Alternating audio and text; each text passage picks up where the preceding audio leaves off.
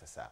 Hao ni maoni yako kupitia ukurasa wetu wa Instagram. Unaweza kutoa maoni yako kupitia X pamoja na Facebook kwa jina la East Africa TV. Tunarejea muda mchache sana ujao kuendelea na utajiri mkubwa wa habari.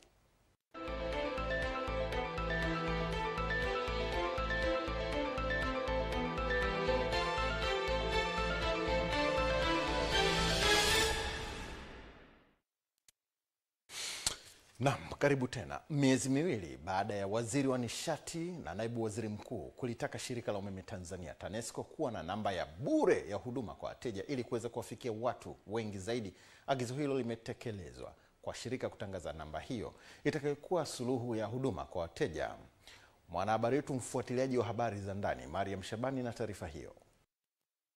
Akiongea mara baada ya kuzindua namba hiyo, naibu waziri wa nishati Judith Kapinga amesema wataendelea kushirikiana na TANESCO ili kuboresha huduma na kuondoa changamoto kwa wananchi. Naomba niwahakikishie serikali ya awamu ya 6 inayoongozwa na Mheshimiwa Daktari Samia Suluhu Hassan na Wizara ya Nishati chini ya Mheshimiwa Naibu Waziri Mkuu na Waziri wa Nishati Mheshimiwa Dr. Doto Mashaka Biteko imekusudia Watanzania wapate umeme na huduma bora ya umeme, na kwa hili serikali imedhamiria si kwa maneno bali kwa vitendo kwa kuhakikisha inawafikishia wananchi huduma ya umeme na kuhakikisha wananchi hawa wanasema na kutatuliwa changamoto zao kwa kupiga simu hii bure bila malipo.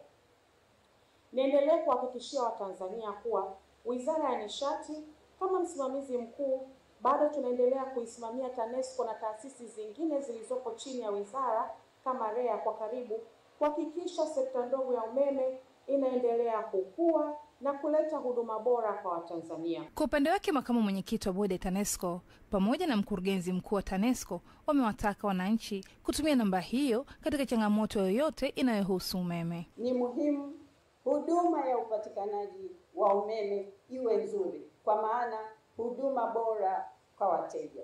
Hivyo tunashuhudia leo uzinduzi wa namba mpya ya huduma kwa wateja, ikiwa inalenga kuboresha zaidi huduma ya TANESCO kwa wateja wake.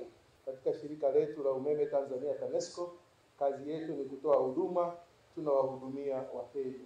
Kwa maana hiyo tuna kila sababu ya kuhakikisha kwamba huduma zetu tunazowapatia wateja wetu zinakuwa ni za kiwango cha hali ya juu kinachokidhi mahitaji ya wateja wetu, lakini pia kiwango ambacho hakiachi wateja wetu wakitulalamikia.